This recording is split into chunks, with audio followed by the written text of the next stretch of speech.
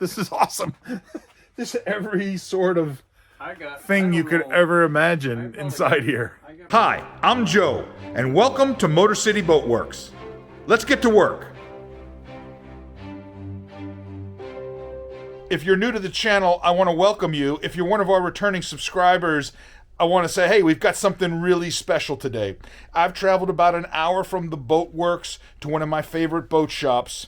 It's called Marine Sales and Repair. It's in Harrison Township, just outside of the Detroit downtown. It's owned by a character named Earl the Pearl, and he is a classic old school salt who knows everything about boats. He's been running this business for a number of years.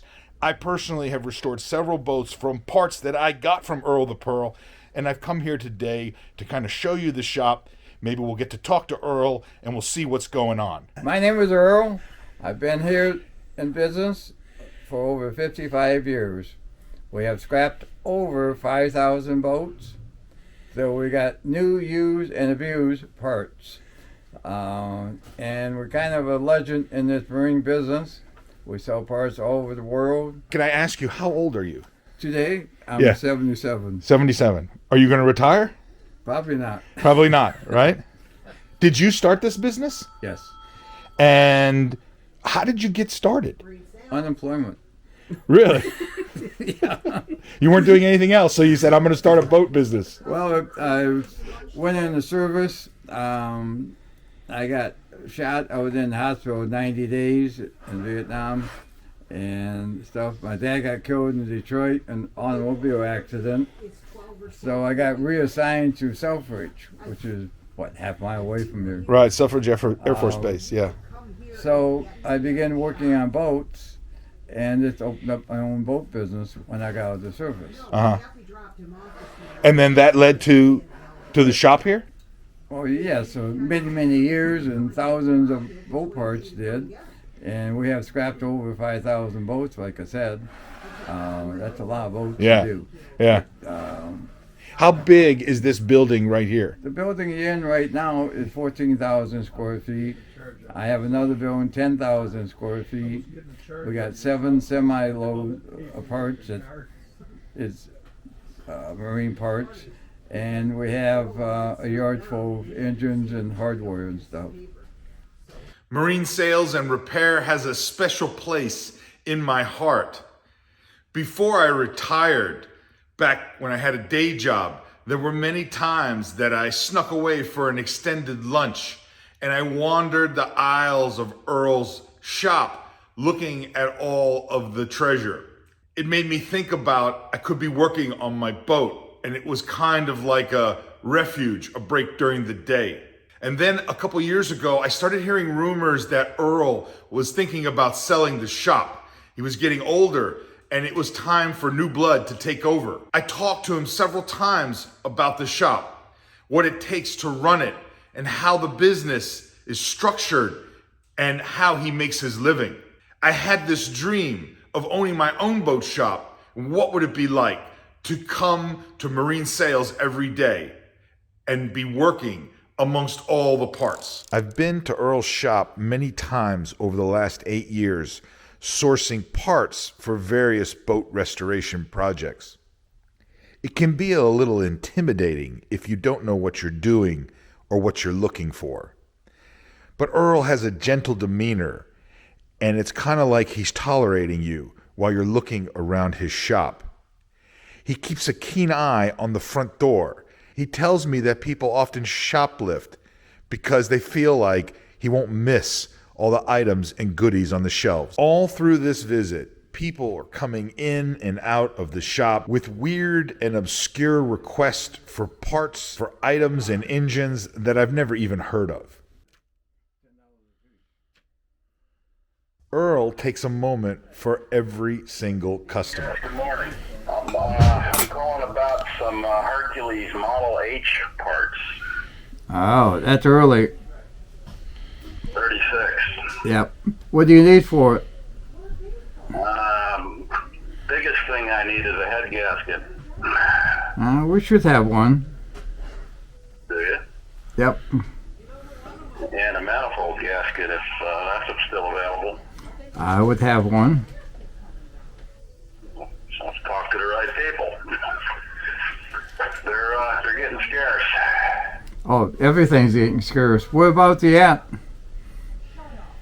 I'm sorry? What part of the country are you in? Oh, Fort Lauderdale, Florida. Oh, okay. We can use PS them to you. That would be fantastic. A customer came in and is asking for a thumb screw handle for a strainer, and Earl's going to go get the parts and see if he can get the guy what he needs. It's a little plastic do job. Take a look. How do you remember where everything is?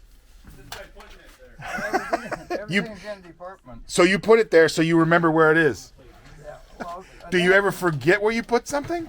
Annette and Scott move things around, so I got to look for them once in a while. Sometimes in my shop, I'll put things away and I know I have it, but I don't remember where I put it. Does that ever happen to We you? have done that too. So. And then I find it like 3 months later and I'm like, oh, this is like an obscure little part that he needs. Amazing. How did you remember that that's in here? That's every single cabinet here is filled with knobs and handles and hooks.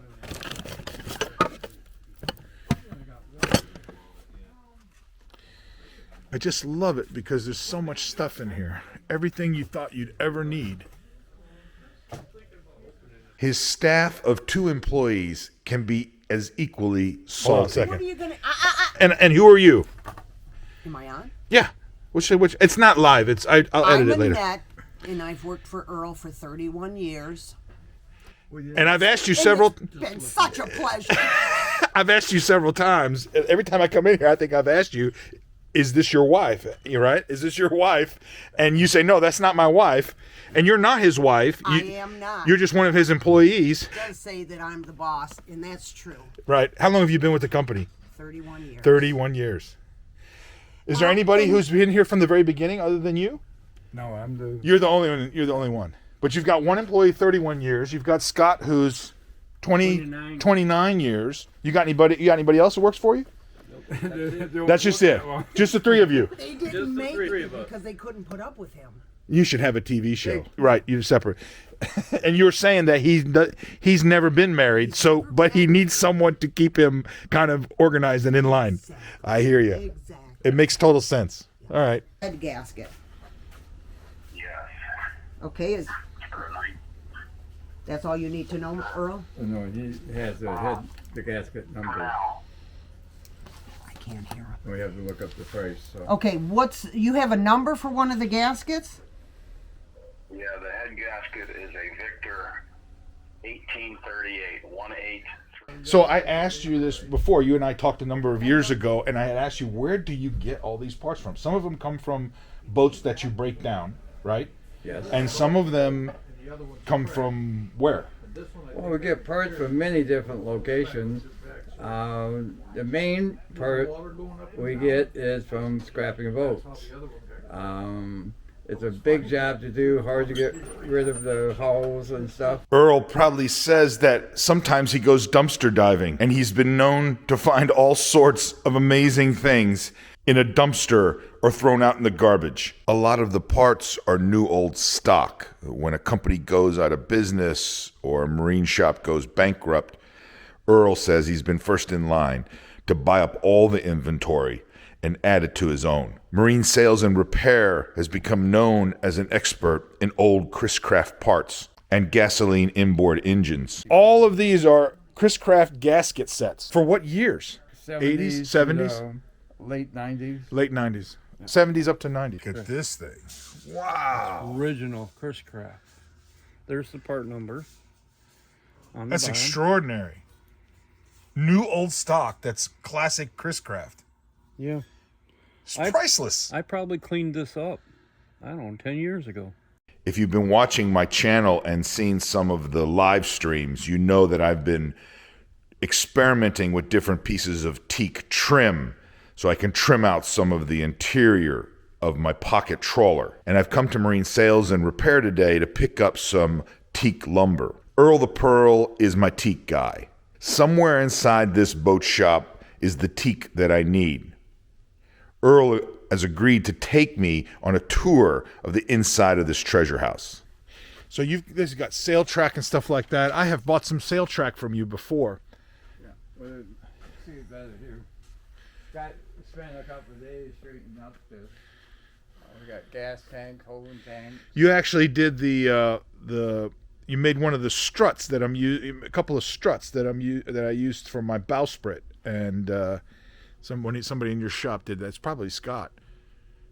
I can imagine somebody has an old Hatteras or some type of a large sedan trawler type yacht or something like that, and they're restoring this thing, and they may be missing a stainless steel ladder or push pulpit or something that they, or even want to change or modify what they're doing, and they're wondering, do I have to go to a custom shop to have something made? And I think you could come in here and probably find something that you could, fabricate or modify for your application, that it would probably work. I've done it for some of the sailboats I've done using your parts. Yeah. So your specialty is, what'd you say, engines and transmissions? Yeah. Yeah. But for any type of boat or particular model or series? Mainly crisscross, but some of the transmissions fits any boat. Uh-huh. Different sizes. Right. Aluminum offset ones for your boat seat. So the cushion will go down right. properly. Back-to-back seat cushion. That's aluminum hinge. This is a stainless steel hinge. This nice piano hinge.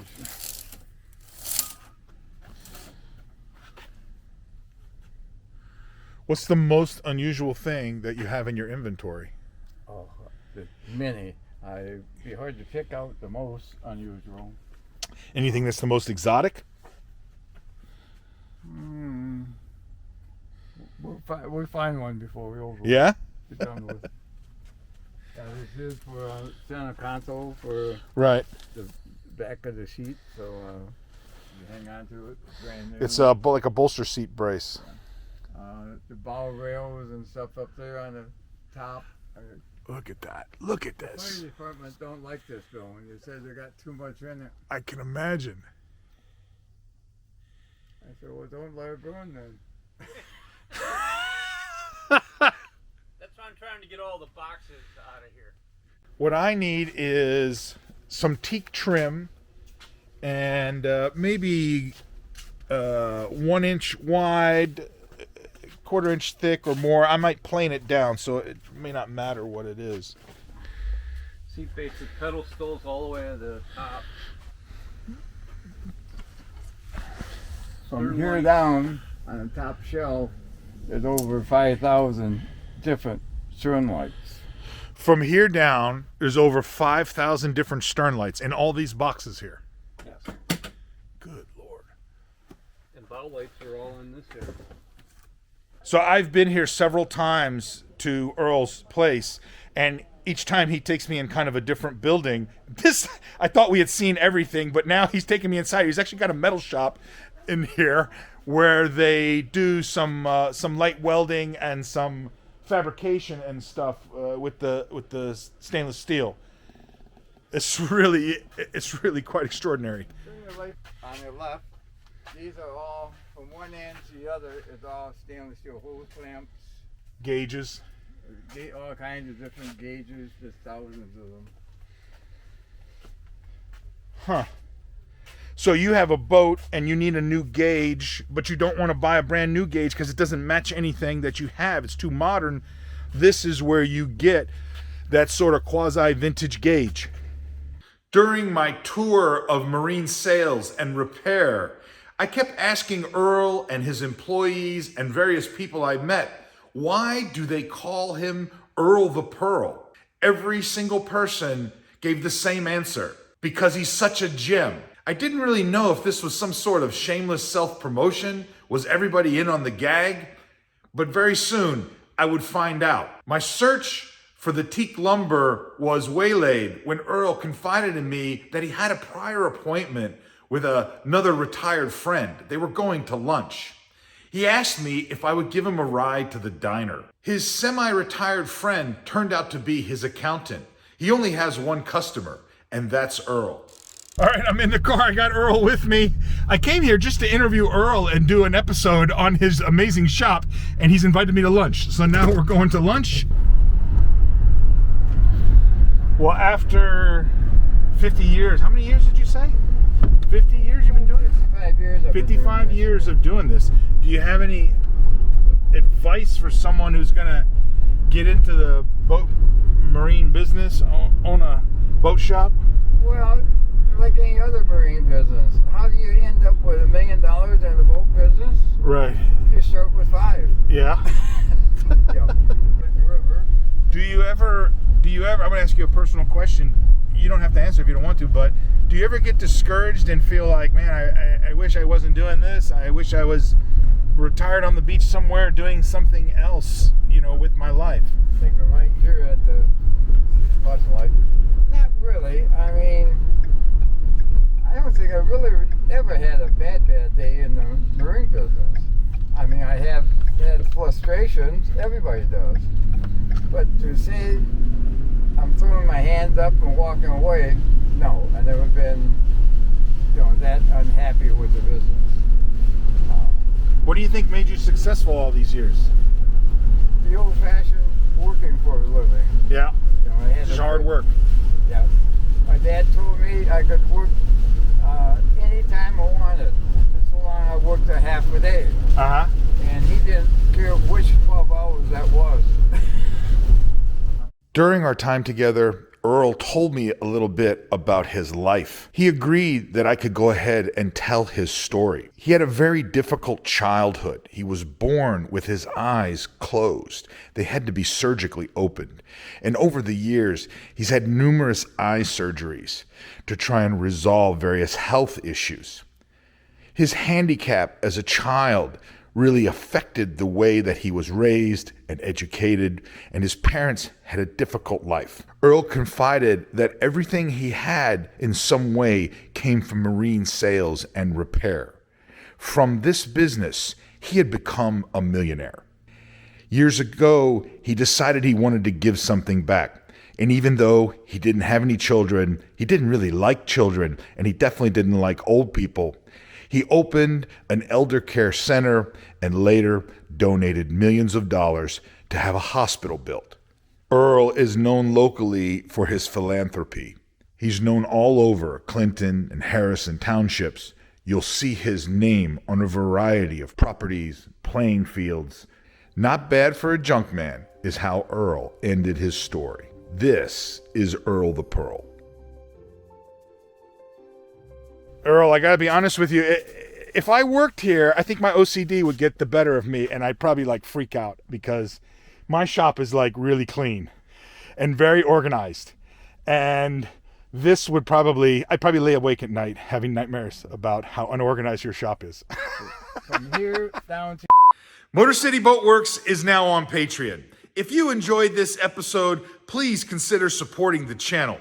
My commitment to you is that every dollar from every Patreon will go solely towards doing stories on real amateur boat building, real amateur boat restoration, and stories of boat motivation. These episodes would not be possible without your support. Thank you. Let me ask you this, Earl. Is there anybody else? Do you know of other people or shops like this, like you? That's giving away my competition name. Oh, you don't have to give away their competition name. I'm just curious. Are there many other places like this in the country? How many would you say? Not many. So you would say there's probably less than a half a dozen places like this in the country. Well, at least probably no more. Yeah. And even them half a dozen doesn't have the working knowledge that you do. Yeah. Yeah. I done it from the beginning. Yeah. Yeah. Are you the oldest in existence, you think, still? I think so. As the sole proprietor, somebody who's still working. Everybody else is retired or gone. They made more money than I did. Yeah. But, we used to work on the Mayflower. Yeah. So, long time ago. But were you a deckhand on the Mayflower? No, I had the guy with the big winch. You know. You were the salty guy telling the guy to work on the Mayflower. Yeah. That's how salty you are. I just did a vent project. Yeah, we have all different kinds. He was carrying around Right. low profile ones. What's in the bottom box there? Can I see that one? Yeah, Those are Atwood vents, right? These were the ones that are hard to Look at find. that. They are hard to find because I just did this. I have an episode where I just did a whole story about this on my boat. And these are called Atwood vents, and they're expensive. They're about $30 brand new if you can get them. But the problem is getting them. You have to order them. Atwood doesn't sell to the public. You have to find somebody who sells them. And it comes with a Dorade box that goes on the back so that water doesn't go into your engine compartment. And right there. Yep. Lowell, Yep. Michigan. Yep, Lowell, Michigan. Because I called them directly to try and buy these. And I ended up buying them from Walmart. And the last ones that they had in stock. But it wasn't really Walmart. Walmart got them from somebody else who was somehow getting them from Atwood. It was some company out of Georgia. Over 700 different sizes. So let me ask you this, Earl. What's the advantage of somebody buying a used part from you versus trying to go source it from West Marine, if they were even able to source it, or sourcing it from an online, discount online place, right? What is the advantage to come to you? You get your expertise, but what else? Cost, right? Cost and availability. And like this, it goes inside of a strut. Right, Buy it from West Marine right, or any other competition I have. right. They won't tell you how to change it. And you can tell somebody how to change it. Yes, I can. And I can Interesting. change it if they can't. Interesting. That's the difference between me and somebody else. What do you think somebody would save cost-wise buying it from you versus buying from somebody else? Probably on that particular item, not much. Yeah, The availability of having it, Yeah. the knowledge behind how to change it. yeah. Either on the boat or off the Yeah, boat. but how about for some of the other items and stuff like that? Well, we generally, we try to be at least 25% cheaper. Yeah. Then West Marine. the West We Marine use is them doing? as a benchmark. Yeah. They got 300 stores. Yeah, They should know what they're doing. yeah, But go and talk to them. yeah, It's questionable about yeah. The expertise is just not there. That's Speaking it. of a carpenter, All right, I am not a carpenter. So Earl's question is, what is this thing? Let me see here. It's got numbers on it. Let's see. So the question is what is this thing? It's got numbers on it.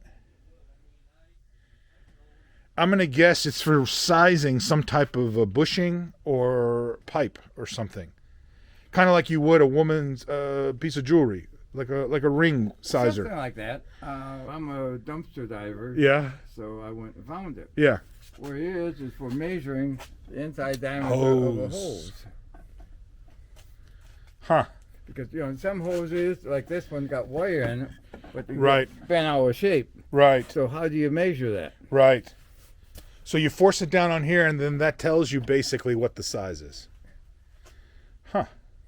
It's halfway stupid, but it works. To keep Yeah. keep it simple. Wait, you got to say that again. What? We have parts for the Mayflower. It's just an amazing quantity of raw materials for boat building or boat restoration. Stainless steel tubing, tracks, different pieces of aluminum, fittings for all sorts of railings, portholes, and knobs and handles for every sort of boat item that you could imagine. And it's not necessarily for newer boats. It tends to be for older boats going back 10, 20, 30 years, maybe more.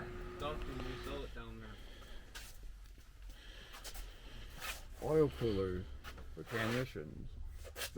Either crusader, cemetery housings. Look at that. They go through a machine, and that's what they look like. As we're touring the shop, Earl asks me if I'm going to buy his business.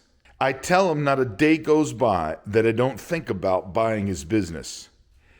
Other than my previous career, I've never been so close to seeing my ambition laid out before me. I've been in marine sales and repair now for almost 6 hours, and I'm like a drunken pirate who's touching and handling all of the delicious treasure. I can't get enough of it. As we go along, I can tell we're getting closer to the teak pieces that I need. Right. These are handrails, but they're already pre-curved. They're steamed that way. Yeah.